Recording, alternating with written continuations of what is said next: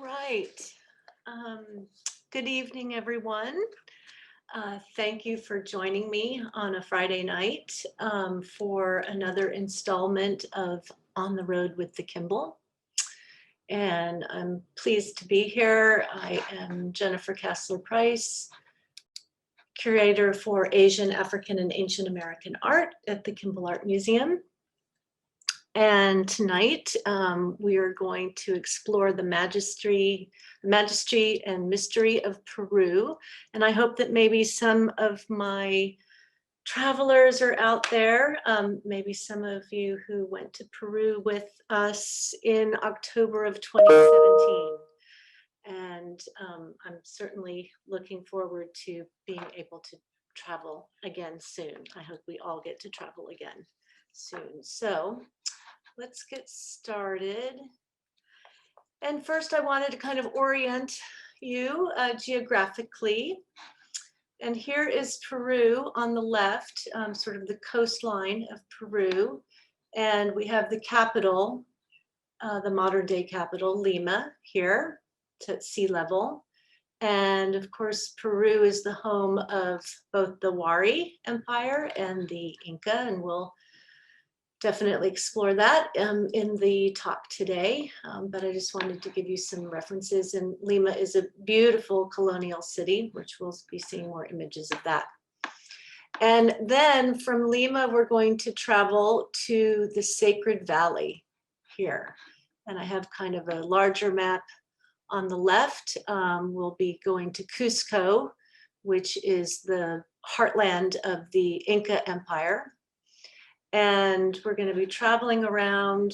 This is all the Sacred Valley here, but the the ancient Inca capital of Cusco here, the military garrison of Sacsayhuaman, just in the hills above Cusco. Here's an image of the Sacred Valley. We'll be visiting the Wari site of Piquiacta, an Inca site, Tipon, with a fabulous aqueduct. Also some wonderful little villages in the Sacred Valley known for their weaving. So a couple of weaving villages. The valley is cut through with the Urubamba River, which is right here. And we'll also be visiting Ollantaytambo. And then from there, we are going to travel to Machu Picchu. So that gives you an idea of where we are. And so we're going to start in Lima. And Lima was founded by Francisco Pizarro in 1535.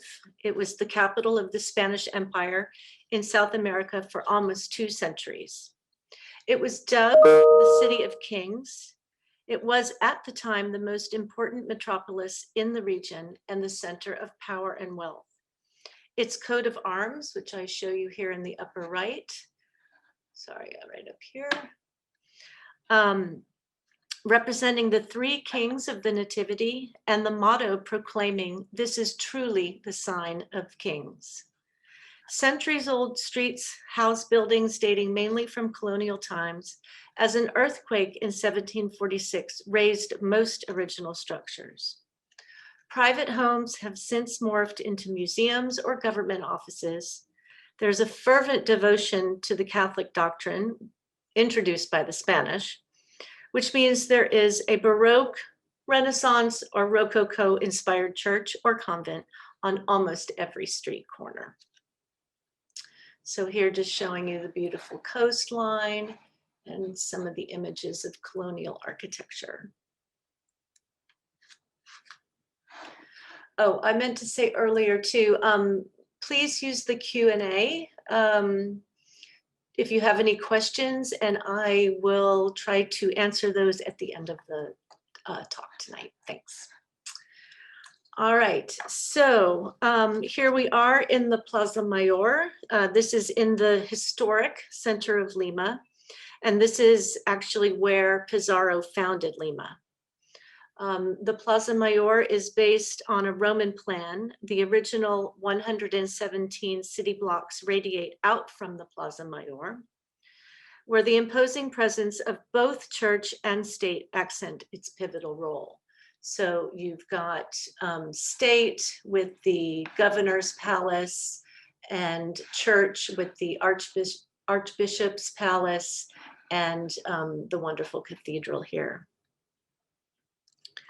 So again, these institutions that were established here, and today they form the city's historic center. The plaza, which you see here, and this wonderful bronze fountain as well, that's the oldest structure in the center, erected in 1651. The plaza has witnessed many significant historical events, including the first bullfight, the execution of those condemned by the Spanish Inquisition, and the declaration of Peru's independence in 1821. So as I mentioned before, Lima is a city of colonial architecture, fantastic colonial architecture. Spanish and indigenous design often merges in colonial architecture, resulting in kind of a Creole style. We also have the Moorish influence, which crossed into Spain from North Africa, and then of course was transplanted to the Americas. And we see this in a number of things. We see it in what we call a mudéjar style. And this is comprised of Arabic patterns that appear in all kinds of decorative details. So one feature are these enclosed wooden balconies. These are very much a trait of both colonial Lima and Cusco that we'll see later, along with ornamental doorways, painted facades, glazed Seville tiles, high ceilings, imposing stairways, and inner courtyards. All features of this mudéjar style of architecture. So our first stop near the historic city center is going to be the Church of San Francisco. This was a church that was developed by the Spanish as a place for worship and education. The facade that we see here, which is just absolutely incredible, it's one of the best examples of 17th century Baroque architecture in Peru. We see that two towers flank a stone altarpiece portal, which is this lavish mass of sculptures and frontispieces, niches, windows, pilasters, and all dating to around 1664. We can see that the church was originally started in 1557, destroyed by earthquake in 1656, and then rebuilt again. And we'll see this over and over with many buildings in Lima and in Cusco. You know, Peru is where the Andes Mountains are, and so when you have mountains, you also have a fault line, and they've had a lot of earthquakes in their history. So next to the church is the Convent of San Francisco. And this is also a 17th century convent, and it houses famous paintings, including a painting of the Last Supper with apostles dining on guinea pig and drinking from golden quitos, which are Inca cups. So here I'm showing you this wonderful painting that's in the dining hall of the convent. This is by Marcus Zapata, who is a member of the Cusco School of Painting. And we'll see another one of his paintings later. But here we have Jesus and the 12 apostles sitting around a round table. And in the center on a platter is a roasted koi, a guinea pig. And these beakers here, not the chalice here, but these beakers, these are golden queros, which are traditional Inca cups. So I think it's really interesting that he's incorporated that into the Last Supper. But that's because guinea pigs are integral to Peruvian life, and actually millions are eaten every year. No special occasion is complete without one. and evidence shows that guinea pigs were domesticated in Peru as far back as 2500 BC.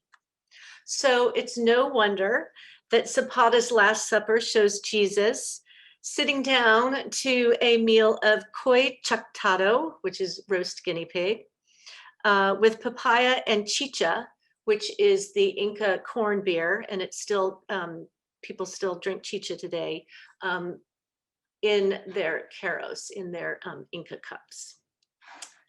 Let me just check the chat here real quick. Sorry, make sure everything is okay.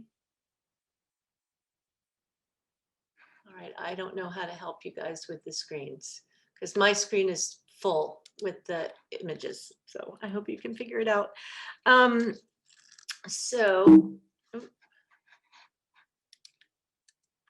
right. And now, oh, did I miss something? Yeah, sorry. So here is the cathedral in the Plaza Mayor, the Cathedral. And this is also a masterpiece of colonial architecture. It has also been reconstructed several times since the 16th century due to earthquakes, and I put several of these dates here for you. Pizarro, remember who founded Lima, carried the first log for the construction of the original adobe wall and straw roof structure on the site in 1535. Construction began on the current Baroque Renaissance style structure in 1564, but due to a lack of funds and the devastating earthquakes of 1687 and 1746, work was stalled and construction was finally completed in 1758. But it had to be rebuilt again after an earthquake in 1940. But the bronze fountain has stayed steady. So inside the church, we have a plaque, a wonderful mosaic plaque here. This is in a chapel that's to the right of the entrance, and this is actually where Pizarro is buried, or at least some of his remains are said to be buried there. And here is an older version of the coat of arms. The cathedral has 5 naves and 10 side chapels, with the smaller ones dedicated to religious figures. So here's the central nave, and here's this fantastic fresco of Pizarro, I facetiously say welcoming the Inca. Actually, he is kicking the Inca out of Lima and off to somewhere else. But these side chapels are just amazing. I mean, they are like frosted wedding cakes. They're carved wood, painted stucco, gilt, just completely over the top, totally lavish. We see here 3 examples of 3 different depictions of Virgin and Child here, all truly wonderful. And here's another little side chapel with another version of the Virgin Mary, and here she's actually dressed in clothes. It's kind of not a full-size version, but maybe 1/3 size. And the massive doors here that lead into the cathedral. And then I mentioned earlier some of the domestic residences in Lima, and this is probably one of the most well-known, the Casa de Aliaga. This was built by Geronimo Aliaga, who was one of Pizarro's lieutenants, and it was also built in 1535, so the year that Pizarro came to Lima and established it as the capital. Another thing that we're going to see a lot in Lima, and particularly in Cusco, is that the Spaniards liked to build things on top of Inca ruins. And the Casa Aliaga is actually built on top of an Inca shrine. But it is the oldest and best preserved home on the continent. or in the continent, and it's been continuously owned by 17 generations of the family. So that's pretty incredible. The mansion displays an outstanding array of colonial art and decor from the 16th to the 18th centuries. So we see here this fabulous carved wooden staircase that leads up to the second floor and kind of the entrance into the residence. Then a reception room and a study with these fantastic Seville tiles. Again, that is indicative of that mudéjar style that we see in architecture and in decorative arts. So these were obviously imported from Spain. And again, kind of over the top chandeliers and gilt and crystal and paintings and stuff all over the place. A beautiful courtyard. That's another feature of these mudéjar domestic homes. They always have kind of a central courtyard, and here you see the 2 stories of the house, again with this beautiful carved wood, the Seville tiles, and then this is an amazing coffered ceiling that's in the dining room of the residence. And then moving on, now we're not in the city center anymore. We're actually kind of a little bit outside of the city, I guess you could say, kind of in the north western suburbs. And this is the Larco Herrera Museum. And if you go to Lima, you absolutely must go to this museum. It is absolutely incredible. It was founded in 1926. And it houses the largest private collection of ancient American Peruvian art. 45,000 pieces that were amassed by the sugar baron Rafael Larco Hoyle. And it's housed in this really grand 18th century mansion, also built on top of a pyramid that dates back to the 7th century, but also set within these just amazingly beautiful and lush gardens. Here is the little walkway going up, and you go around the corner and you see the mansion here. And I'm just showing you a few of the many, many pictures that I took of the beautiful gardens. The day that we went to visit, they actually have a lovely little restaurant on site, and we had lunch there. I think the restaurant was around the corner here, but just beautiful gardens. And then the museum itself is truly, I think, the most spectacular collection of ancient American Peruvian art anywhere in the world. I'm just showing a few images here, but, you know, starting from, you know, the earliest Peruvian civilizations, going up to colonial times, amazing collections of gold and silver, obviously pottery, and this incredible kind of public storage, I guess you could call it, viewing.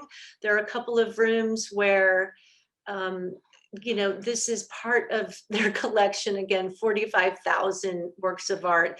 This is just a portion. These are moche vessels, very typical of moche culture, with these vessels with kind of human heads, just kind of amazing. So be sure to visit that if you go to Lima. And then another area of Lima that we went to, and Lima's quite large, has several kind of distinctive areas. I'm just showing you a few here.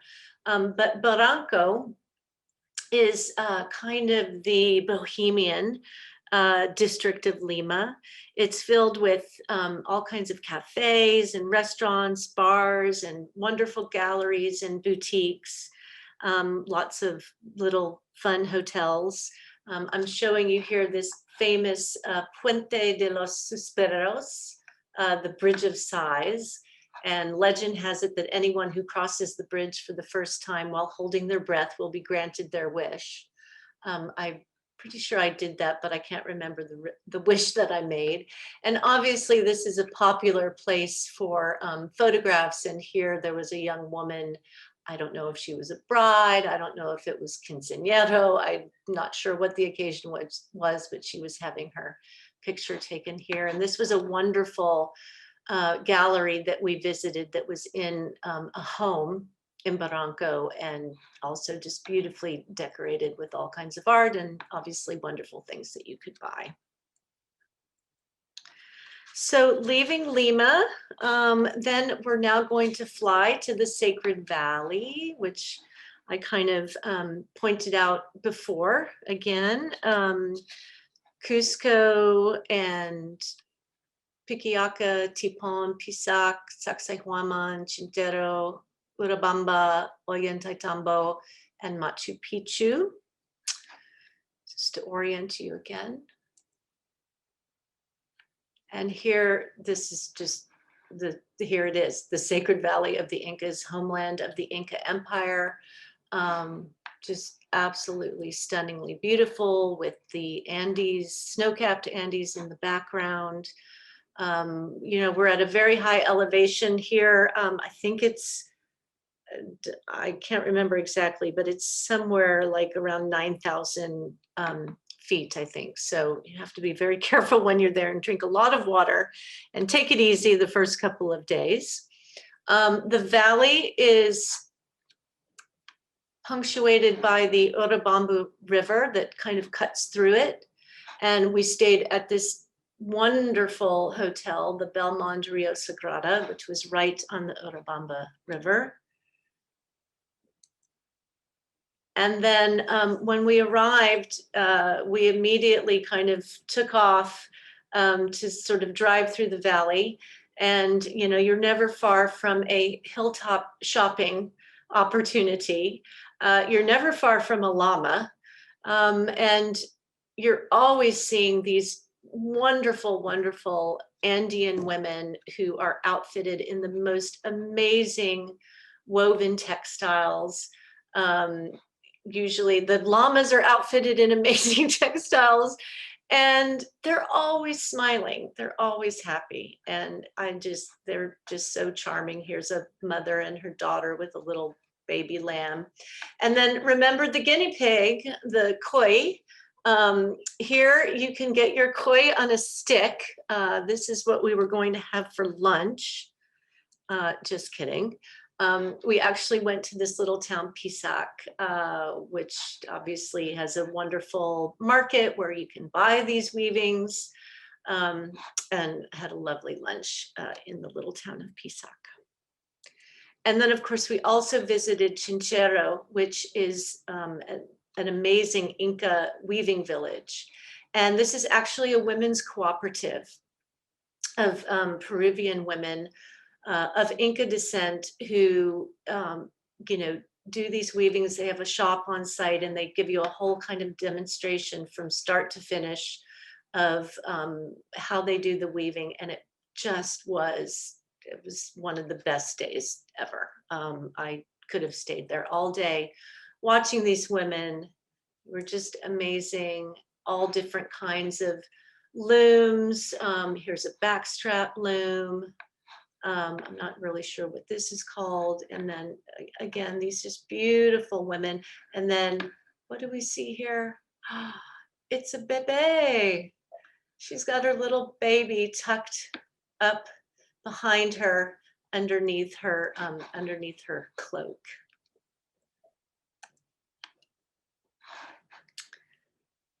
Okay, and then we also got to go have lunch one day at another private residence. This is really one of the perks of traveling with the Kimbell. I'll just mention for those of you who maybe have not traveled with us, but are thinking about it, we get to have all these amazing experiences, like going to the weaving village, like visiting a private hacienda and having lunch, visiting artist studios, really, you know, making it a special, special experience.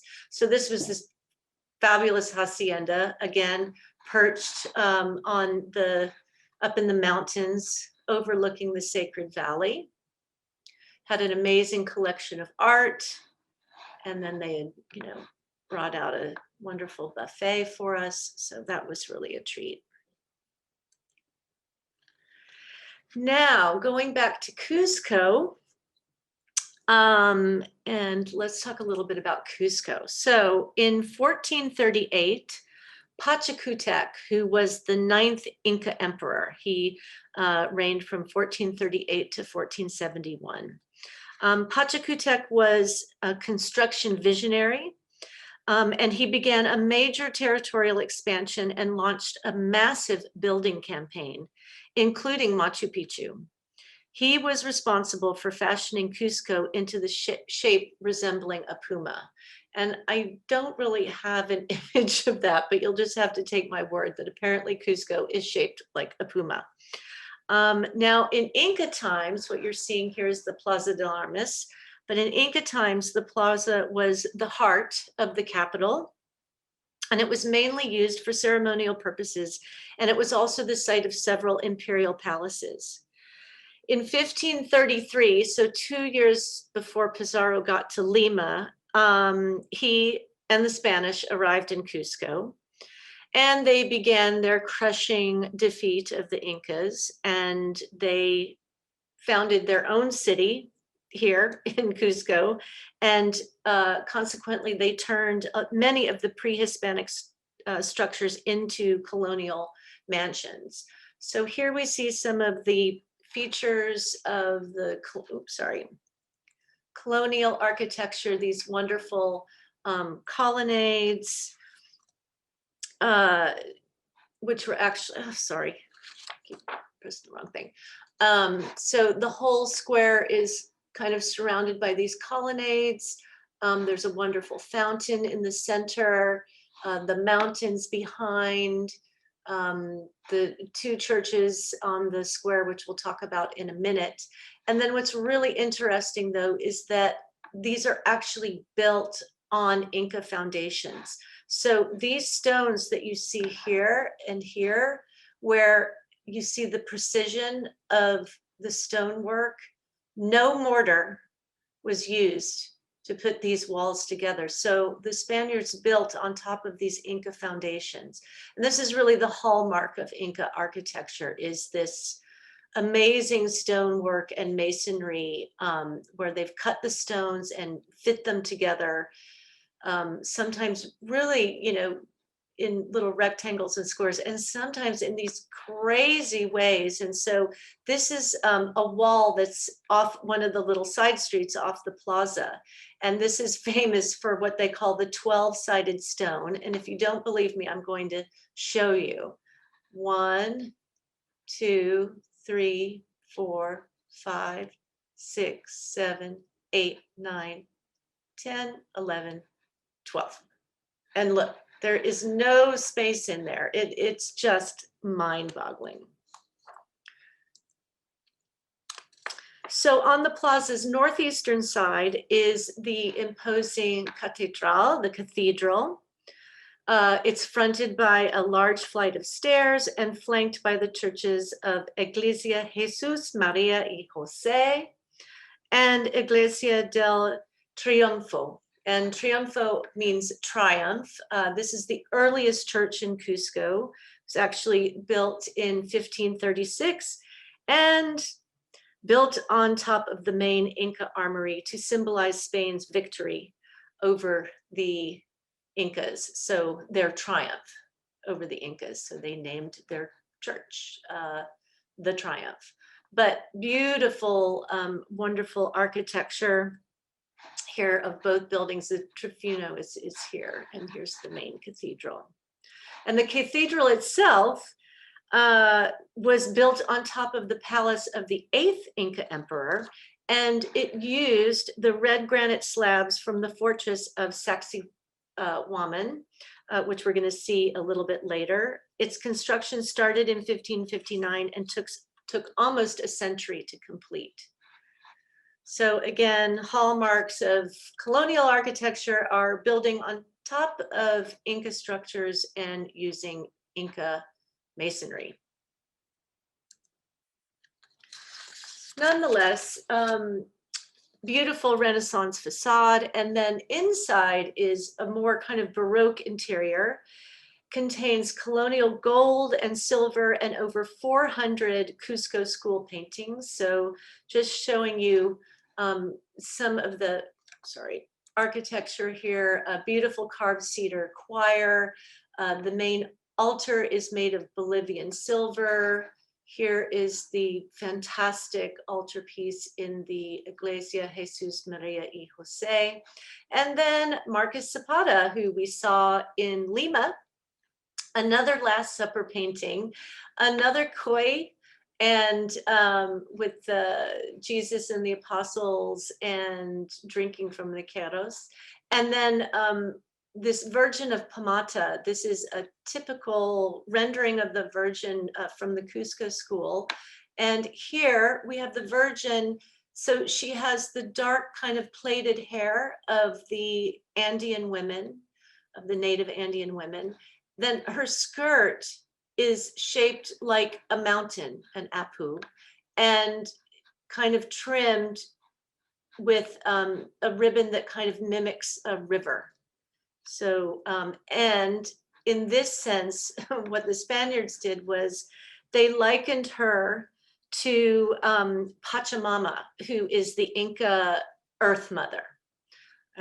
So that was, again, their way of kind of trying to bring the native Incans over to Christianity.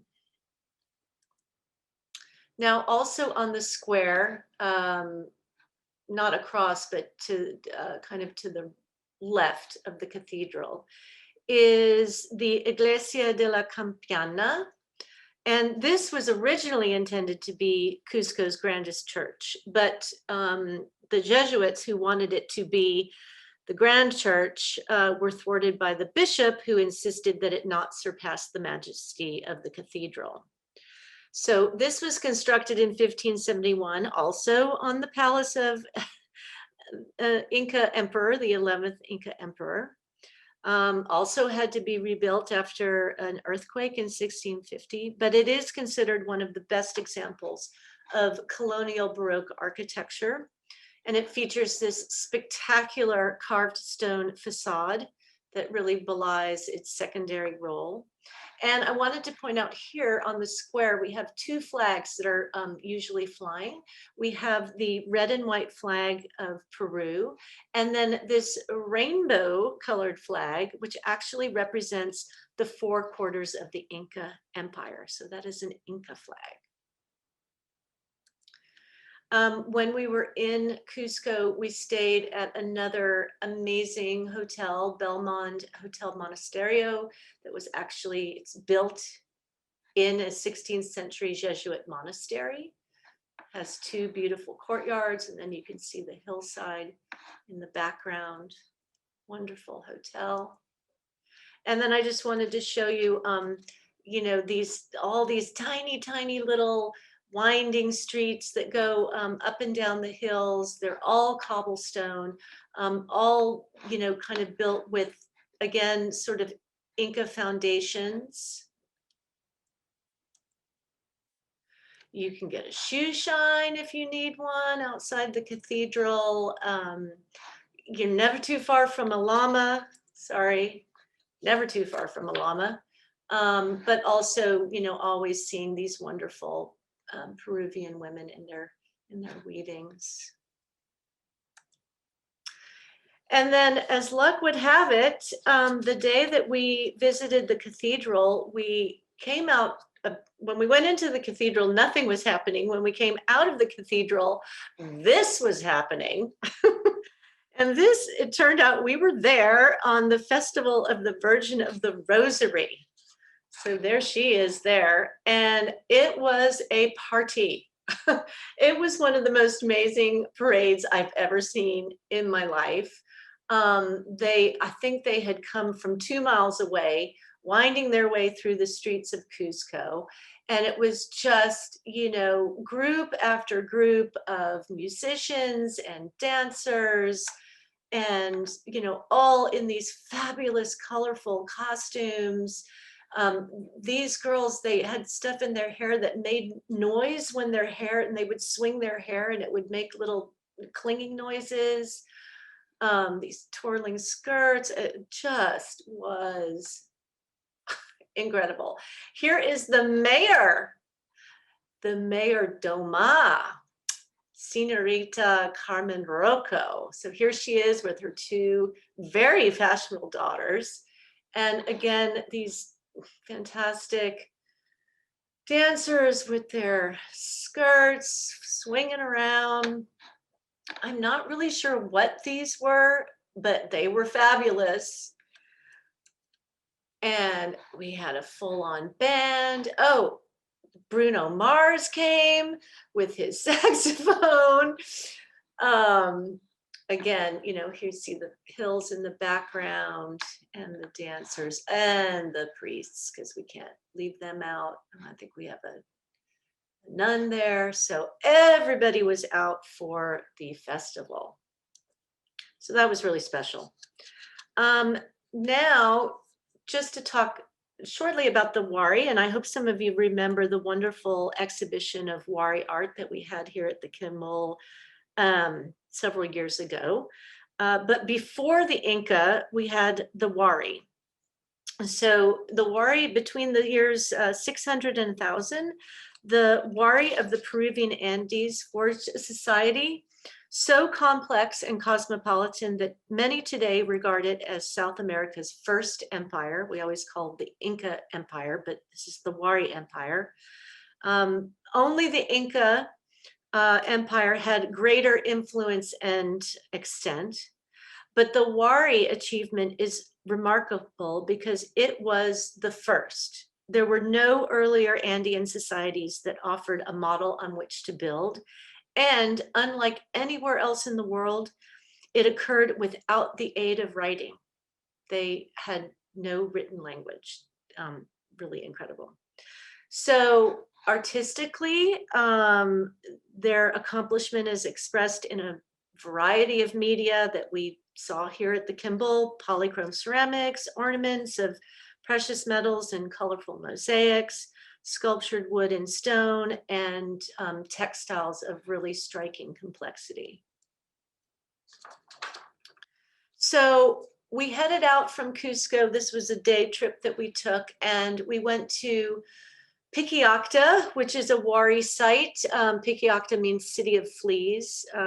This was actually kind of a provincial site because the capital of the Wari is in another part of Peru, not that far away, but not near Cusco. And the Wari made their most overwhelming proclamations of power through architecture that they built throughout the highlands.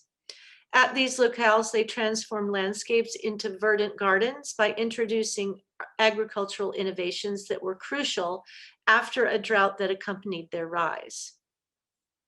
So Piquiacta was built at the peak of Wari culture. It was a grand ceremonial center surrounded by a defensive wall. You can see the wall here and the walls here, with numerous enclosures that formed a protective garrison. It has an almost perfect geometrical design, and it's divided into big rectangular blocks with long, straight streets. So you see some of the streets here. Now, what's interesting to note is that the stonework, which is still pretty incredible, the way they've piled this up so carefully, but we see that it's actually much cruder than the Inca stonework. So there is a difference there.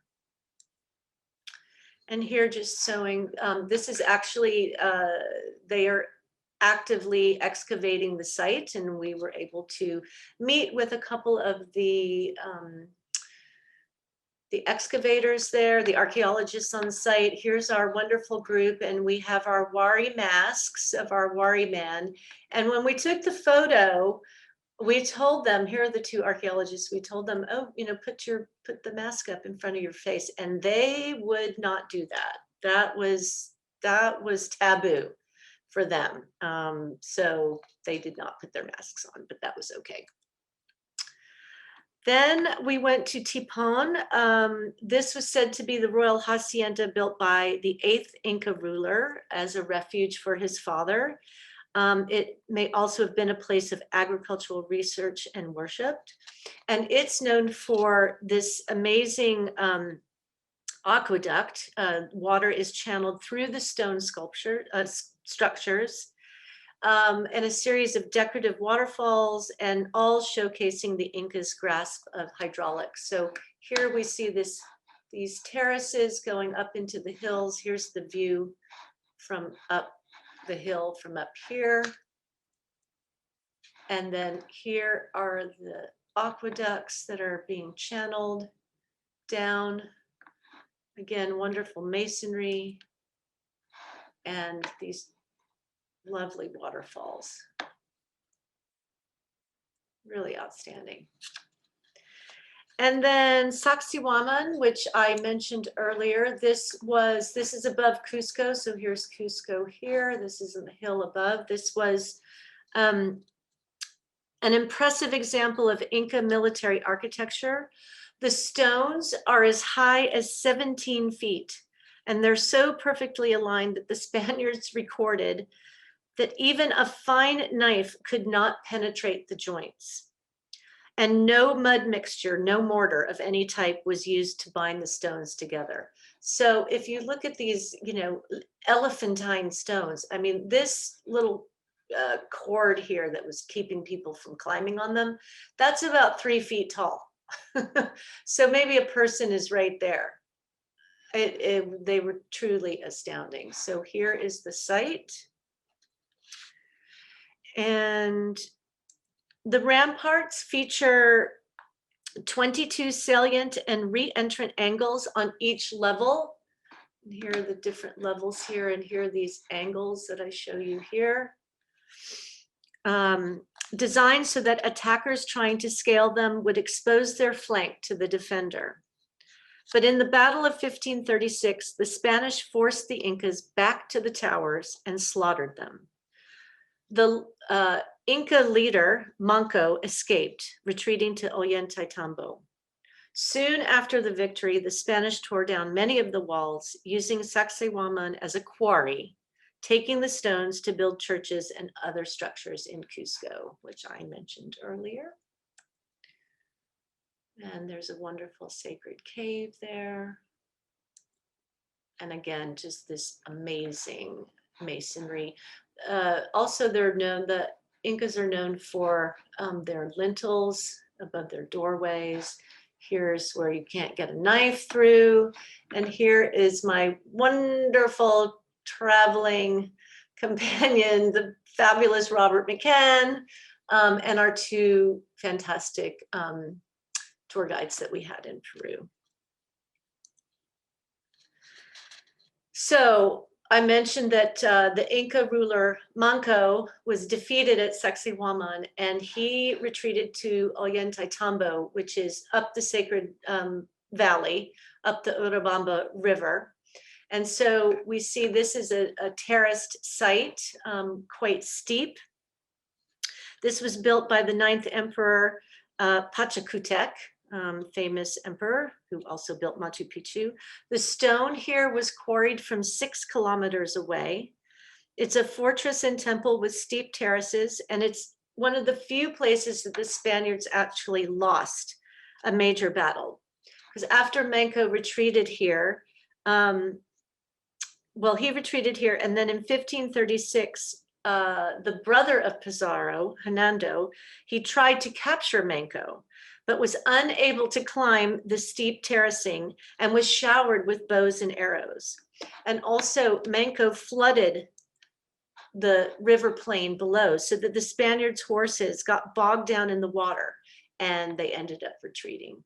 So here again, just fantastic Inca masonry and massive, massive stones. Okay, now we get on the train. And we're heading from Ollantaytambo to Machu Picchu. Now, if you can, this is the way to go. You can also hike the Inca Trail, which I think takes about 3 days.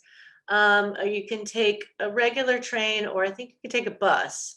But we were on this luxury train, completely refurbished, absolutely beautiful interiors, with a lounge car and a bar, and a wonderful dining car with, white gloves and crystal service. We had a wonderful lunch on the train going up to Machu Picchu. And then we actually, oh, here's what we see as we're going up through the mountains and the Urubamba River. And then on the way back, 2 days later, it was at night, and the bar car turns into a party. And there is a wonderful little combo here playing Beatles songs and all kinds of tunes, and everybody's drinking pisco sours and dancing and having a great time. So that was a lot of fun. Now here we have Hiram Bingham, for whom the train is named. Hiram Bingham was a professor of Latin American history, a geographer, an explorer, and a mountaineer, but he was not an archaeologist. Although he was highly intuitive, he relied on confusing and often inconsistent Spanish colonial narratives for his information to draw his conclusions about where he thought the lost city of the Incas was. In 1911, he set out to Peru as leader of the Yale Peruvian expedition in search of old Vilcabamba, which he thought was the lost city of the Incas, because again, he was using these 16th century Spanish narratives that were misinformed. But he gets there and he follows the Urubamba River, and he meets a local farmer, Melchor Arteaga, and the farmer tells him of these ruins that are hidden in this nearby mountaintop. And so Bingham gives Arteaga one soul, $1, to lead him to the site. And so they make the steep climb up the mountain, and Bingham discovers Machu Picchu. He later, in 1913, publishes a story in National Geographic about Machu Picchu, and this makes both Bingham and Machu Picchu famous. And then in 1948, he publishes The Lost City of the Incas, and he makes his final and last visit to Machu Picchu. So showing you photographs of what Bingham saw and what the site looks like now, which is quite astounding. So I'm just kind of matching them up here that you can see.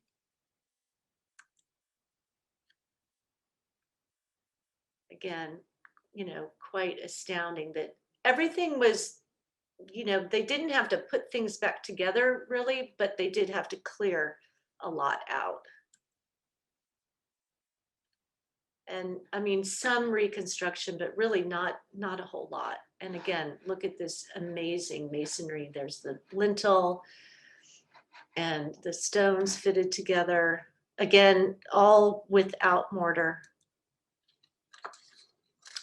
So Machu Picchu is built of rock at an altitude of 7,710 feet.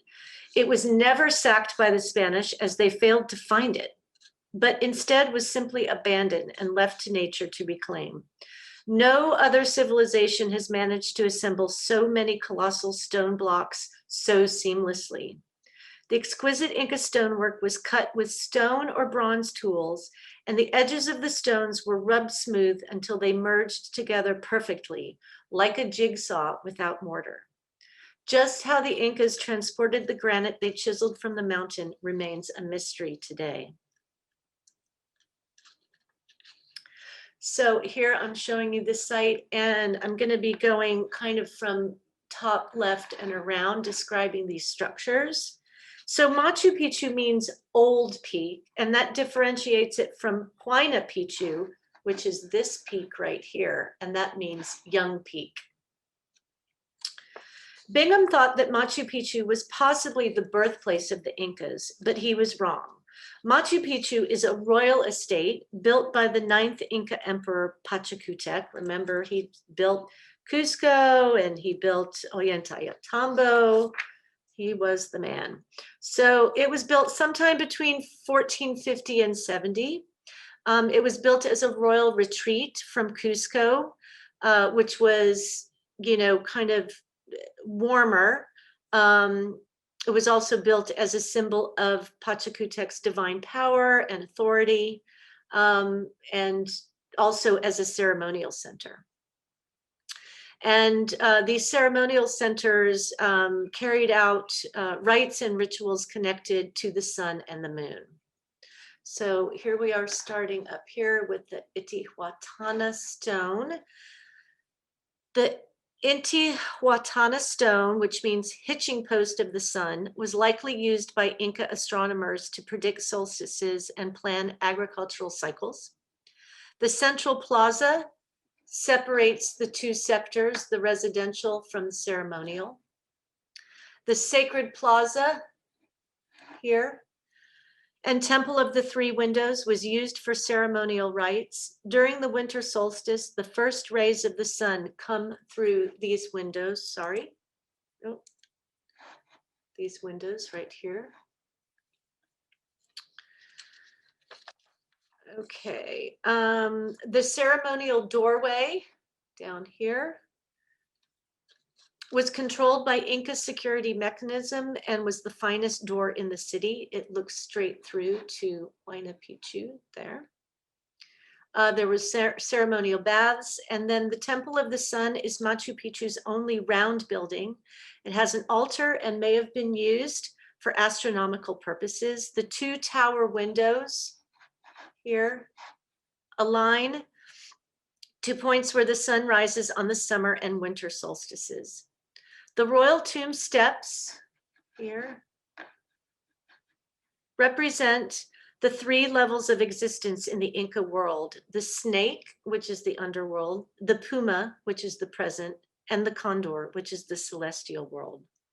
The sacred rock mimics the shape of a mountain and is believed to have been used as an altar to worship the Apus. Those are the mountain gods, the gods of the mountain, water, and fertility. And the king's group is the residential sector. All buildings featured considerable rock lintels, which is again a feature of imperial Inca architecture. The high quality of the stonework and large rooms suggest that this is where,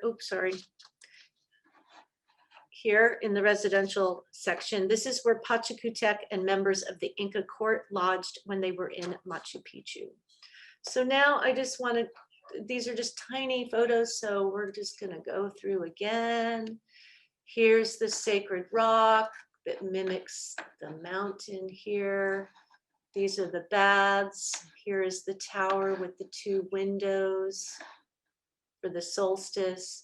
And we were fortunate enough to be there. We arrived late in the afternoon, and so we got to see the sun setting. And then the next day, we got to see the site in a completely different light. So if you can do that, it's really magical. Here's the Temple of Three Windows. And here's from the other side, the sacred plaza and the residential section.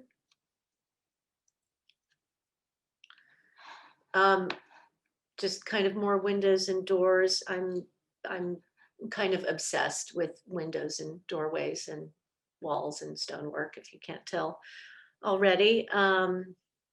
There is the royal tomb.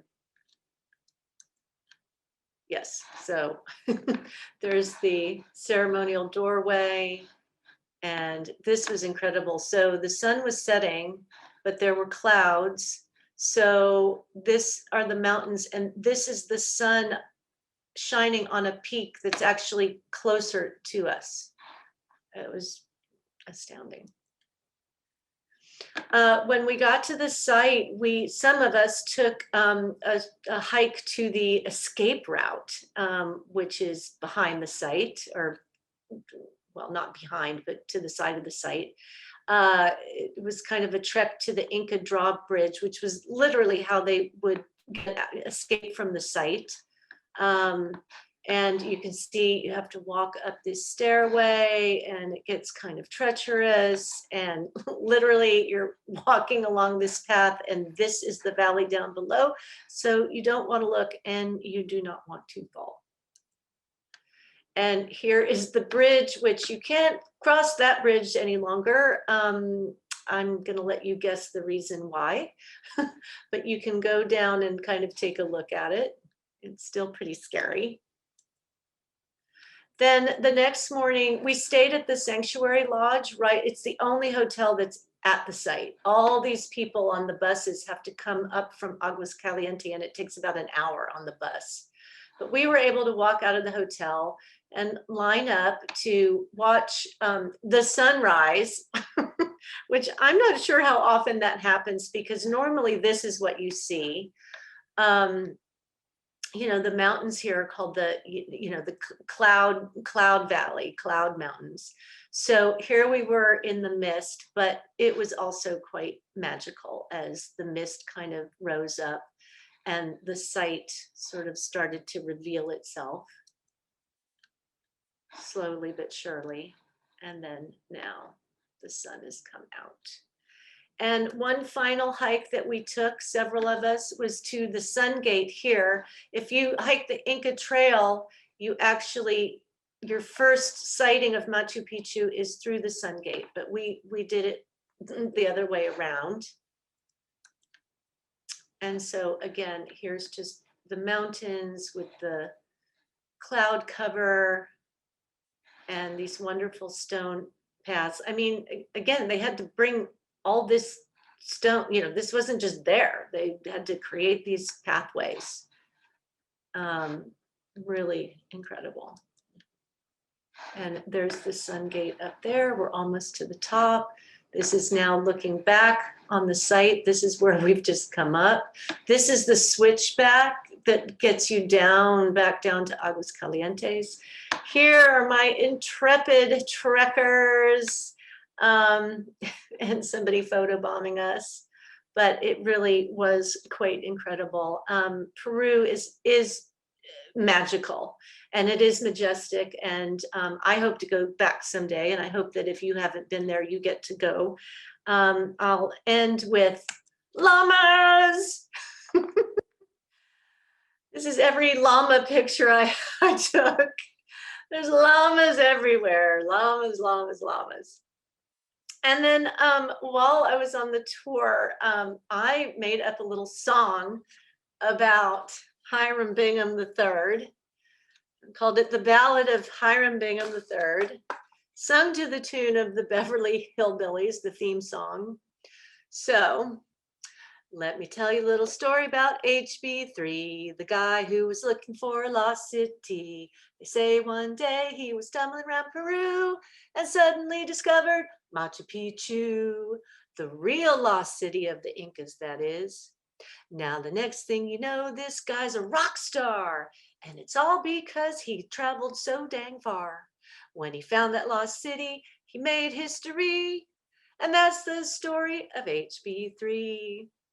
So thank you so much. I hope you enjoyed your travel to Peru today.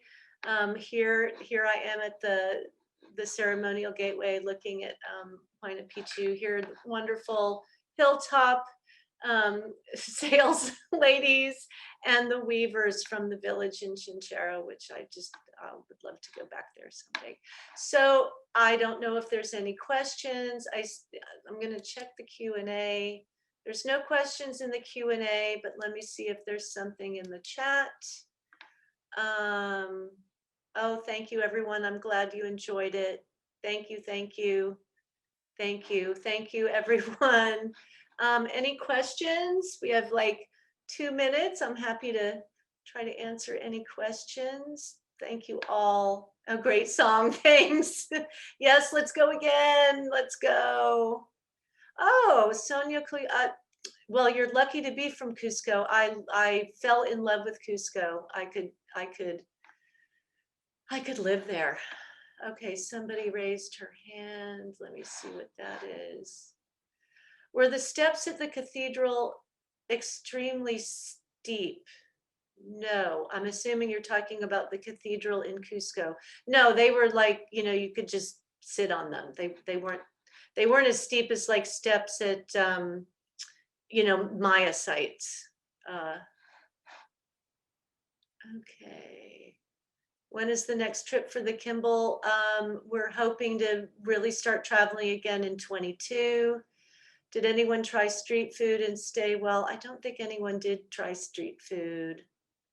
Oh, all right. My sister and her, my sister and her wife are watching it from the road. Thank you, girls. Thank you so much. Yes, this is it will be recorded, and it will be posted maybe in a week or two to the Kimbell's YouTube channel. So you can find it that way. You can probably find it through the website, but it's on our YouTube. Does the train go all the way to the top of Machu Picchu? No. What the train does is it goes between Oyen, Tombo, and Aguas Calientes, which is the town that's at the bottom of the mountain. And so we got off the train and we had to take a bus up to the top, but then we stayed at the Sanctuario, the hotel. So that's the only way that you stay at the top, and everyone else has to take a bus up. Let's see. I think did I sample the guinea pig, the koi? No, I did not. I decided to pass on the koi. All right, well, it's 7 and I think that's it. Again, thank you everyone so much. I'm glad. I did have a little bit of coca leaf, but yes, I did have, and that's for altitude sickness. Yes, I did have some coca leaf, coca leaf. So anyway, thank you again, everyone, and we'll see you next time. Don't know when I'm traveling next, in real or virtually, but look forward to seeing you. And again, I hope if you're not a Kimbell traveler, I hope you'll become one in the future. Thanks, everyone. Have a great evening and a great weekend. Bye-bye.